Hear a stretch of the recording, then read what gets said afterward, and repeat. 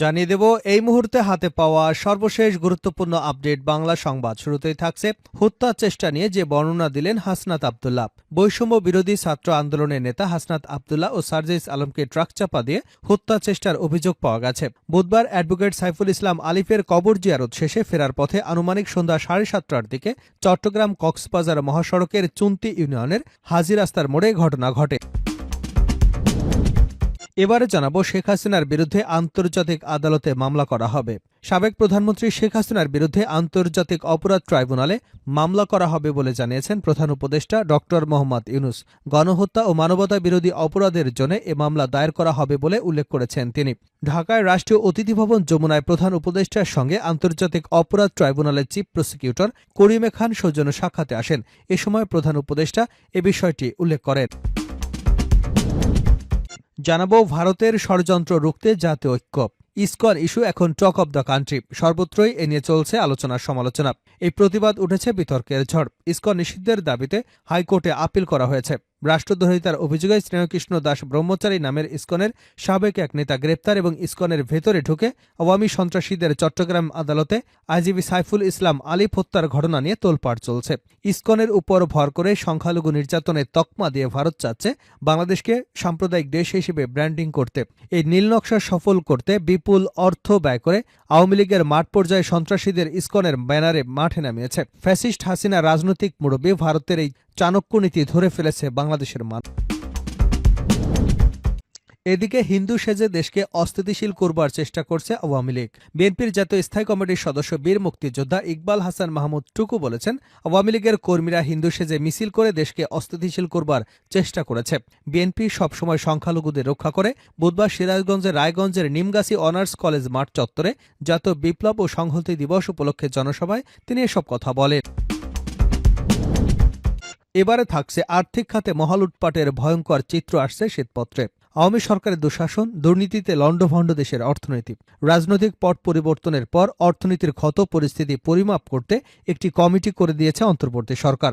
সরকারের সচিব, ব্যবসায়ী, নাগরিক সহ সংশ্লিষ্ট ব্যক্তি, প্রতিষ্ঠান, সংগঠনের সঙ্গে 3 মাস আলোচনা, পর্যালোচনা, তথ্য উপাত্ত সংগ্রহ এবং যাচাই বাছাইয়ের পর এ সংক্রান্ত প্রতিবেদন প্রস্তুত করেছে অর্থনীতি শ্বেতপত্র প্রণয়ন কমিটি। সংশ্লিষ্ট সূত্রে এ তথ্য জানা গেছে।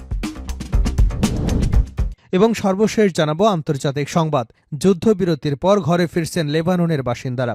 1 বছরেরও বেশি সময় ধরে চলা সংঘাতের পর লেবাননে যুদ্ধবিরতিতে সম্মতি হয়েছে ইসরায়েল। বুধবার ভোর থেকেই এই যুদ্ধবিরতি কার্যকর হয়েছে। ফলে স্বস্তির নিঃশ্বাস ফেলেছে দেশটির বাসিন্দারা। পাশাপাশি নিজেদের ঘরে ফিরতে শুরু করেছেন তারা। বুধবার আল জাজিরার এক প্রতিবেদনে এ তথ্য জানানো হয়েছে।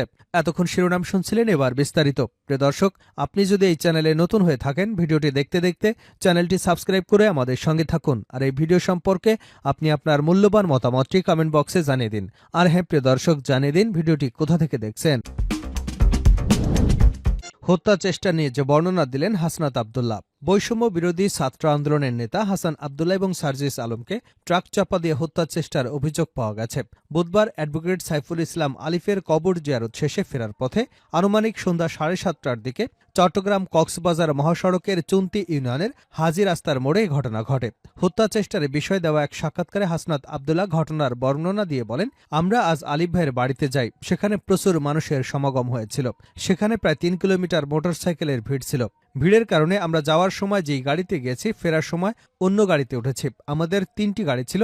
আমাদের সামনের গাড়িতে ট্রাকের মুখোমুখি সংঘর্ষ হয়। তিনি বলেন, ট্রাক চালককে জিজ্ঞাসাবাদ করা হয়েছে, তবে তিনি অসংলগ্ন তথ্য দিচ্ছেন। তার তথ্য এবং বাস্তবতার সাথে কোনো মিল ছিল না। তিনি জানিয়েছেন তিনি পণ্য খালাসের জন্য যাচ্ছিলেন, তবে তার কাছে কোনো স্লিপ বা কাগজপত্র ছিল না। হাসনাত আব্দুল্লাহ বলেন, দ্বিতীয় যে তথ্যটি সবচেয়ে বেশি স্পর্শকাতর, জুলাই অভ্যুত্থানে হত্যাকাণ্ডের আসামি হচ্ছেন এই ট্রাকের মালিক। তিনি বলেন, আপনারা দেখেছেন বিভিন্ন সময় আওয়ামী লীগ, যুবলীগ এবং তাদের সেল আমাদের হত্যা করবার ঘোষণা প্রকাশ্যে দিচ্ছে। আমাদের মৃত্যু ভয় দেখানো হচ্ছে, কিন্তু আমরা এই মৃত্যু ভয় পরোয়া করি না। আমরা জিডি করেছি। এটা যদি হত্যা চেষ্টা হয় তবে প্রশাসন তদন্ত সাপেক্ষে ব্যবস্থা গ্রহণ করবে।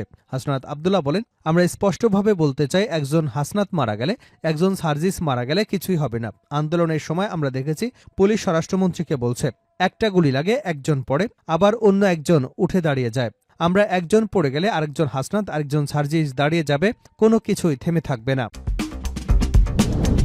শেখ হাসিনার বিরুদ্ধে আন্তর্জাতিক আদালতে মামলা করা হবে। সাবেক প্রধানমন্ত্রী শেখ হাসিনার বিরুদ্ধে আন্তর্জাতিক অপরাধ ট্রাইব্যুনালে মামলা করা হবে বলে জানিয়েছেন প্রধান উপদেষ্টা ড মোহাম্মদ ইউনূস। গণহত্যা ও মানবতা বিরোধী অপরাধের জন্য এ মামলা দায়ের করা হবে বলে উল্লেখ করেছেন তিনি। গতকাল বুধবার ঢাকার রাষ্ট্রীয় অতিথি ভবন যমুনায় প্রধান উপদেষ্টার সঙ্গে আন্তর্জাতিক অপরাধ ট্রাইব্যুনালের চিফ প্রসিকিউটর করিম এ খান সৌজন্য সাক্ষাতে আসেন। এ সময় প্রধান উপদেষ্টা একথা বলেন। এছাড়াও তারা রোহিঙ্গা সংকট, মিয়ানমার পরিস্থিতি, রোহিঙ্গাদের জন্য মানবিক সহায়তা এবং জুলাই আগস্ট গণ আন্দোলনের সময় নৃশংসতার বিচার ও জবাবদিহিতা নিয়েও আলোচনা করেন। আইসিসি চিফ প্রসিকিউটর করিম এ খান প্রধান উপদেষ্টাকে জানান, মিয়ানমার সামরিক সরকারের প্রধান মিন অং ক্লাইংয়ের বিরুদ্ধে আইসিসির অফিস রোহিঙ্গা সংখ্যালঘুদের সঙ্গে মানবতা বিরোধী অপরাধের জন্য আনুষ্ঠানিকভাবে গ্রেপ্তারি পরোয়ানা জারির আবেদন করেছে। করিম এ খান রোহিঙ্গা সংকট নিয়ে প্রধান উপদেষ্টার একটি বিশেষ আন্তর্জাতিক সম্মেলন আয়োজনের আহ্বানকে সমর্থন করেন। এদিকে আন্তর্জাতিক অপরাধ পরিষদও 2025 সালের এই সম্মেলনের আয়োজনের সম্মতি দিয়েছে। এ প্রসঙ্গে প্রধান উপদেষ্টা বলেন, এই সম্মেলন আন্তর্জাতিক সকল অংশীজনকে একত্রে বসিয়ে সংকট, বিশেষত বাংলাদেশে ক্যাম্পে থাকা রোহিঙ্গা এবং তাদের শিশুদের দুর্দশার স্থায়ী সমাধান খুঁজতে সহায়তা করবে। রোহিঙ্গা ক্যাম্পে বিষণ্ণতার মাঝে ডুবে থাকা তরুণদের বিষয়ে ইউনূস বলেন, আমাদের নিশ্চিত করতে হবে যে এটি যেন বিস্ফোরিত না হয়। আমাদের রাখাইন রাজ্যের নিরাপত্তা এবং একে সুরক্ষিত অঞ্চল হিসেবে প্রতিষ্ঠার লক্ষ্যে প্রধান উপদেষ্টা বলেন, এই সুরক্ষিত অঞ্চল বাস্তুচ্যুত মানুষকে সহায়তা এবং চলমান মানবিক সংকট মোকাবেলায় কার্যকর হবে। এ অঞ্চলের নিরাপত্তা জাতিসংঘ দ্বারা নিশ্চিত করা উচিত। যখন লড়াই বন্ধ হবে, এই সুরক্ষিত অঞ্চলে থাকা মানুষ সহজেই তাদের নিজ নিজ স্থানে ফিরে যেতে পারবে। ভারতের ষড়যন্ত্র রুখতে জাতীয় ঐক্য। ইসকন ইস্যু এখন টক অব দ্য কান্ট্রি। সর্বত্রই এ নিয়ে চলছে আলোচনা, সমালোচনা এবং প্রতিবাদ, উঠেছে বিতর্কের ঝড়। ইসকন নিষিদ্ধের দাবিতে হাইকোর্টে আপিল করা হয়েছে। রাষ্ট্রদ্রোহিতার অভিযোগে চিন্ময় কৃষ্ণ দাস ব্রহ্মচারী নামের ইসকনের সাবেক এক নেতা গ্রেপ্তার এবং ইসকনের ভেতরে ঢুকে আওয়ামী লীগের সন্ত্রাসীদের চট্টগ্রাম আদালতে আইনজীবী সাইফুল ইসলাম আলিফ হত্যার ঘটনায় নিয়ে তোলপাড় চলছে। ইসকনের উপর ভর করে সংখ্যালঘু নির্যাতন তকমা দিয়ে ভারত চাচ্ছে বাংলাদেশকে সাম্প্রদায়িক দেশ হিসেবে ব্র্যান্ডিং করতে। এ নীলনকশা সফল করতে বিপুল অর্থ ব্যয় করে আওয়ামী লীগের মাঠ পর্যায়ে সন্ত্রাসীরা ইসকনের ব্যানারে মাঠে নেমেছে। ফ্যাসিস্ট হাসিনা রাজনৈতিক হিন্দু সেজে দেশকে অস্থিতিশীল করবার চেষ্টা করছে আওয়ামী লীগ। টুকু বিএনপির জাতীয় স্থায়ী কমিটির সদস্য বীর মুক্তিযোদ্ধা ইকবাল হাসান মাহমুদ টুকু বলেছেন, আওয়ামী লীগের কর্মীরা হিন্দু সেজে মিছিল করে দেশকে অস্থিতিশীল করবার চেষ্টা করছে। বিএনপি সবসময় সংখ্যালঘুদের রক্ষা করে। বুধবার সিরাজগঞ্জের রায়গঞ্জে নিমগাছি অনার্স কলেজ মাঠ চত্বরে জাতীয় বিপ্লব ও সংহতি দিবস উপলক্ষে জনসভায় তিনি এসব কথা বলেন। রায়গঞ্জ, তাড়াশ এবং সলঙ্গা থানা বিএনপির যৌথ উদ্যোগে এ সভা আয়োজন করে। টুকু বলেন, শহীদ জিয়াউর রহমান গণমানুষের দল হিসেবে বিএনপিকে রেখে গেছে। বিএনপি জনগণের কাছে ওয়াদা করেছে, আমরা জনগণকে নিয়েই ক্ষমতায় আসব।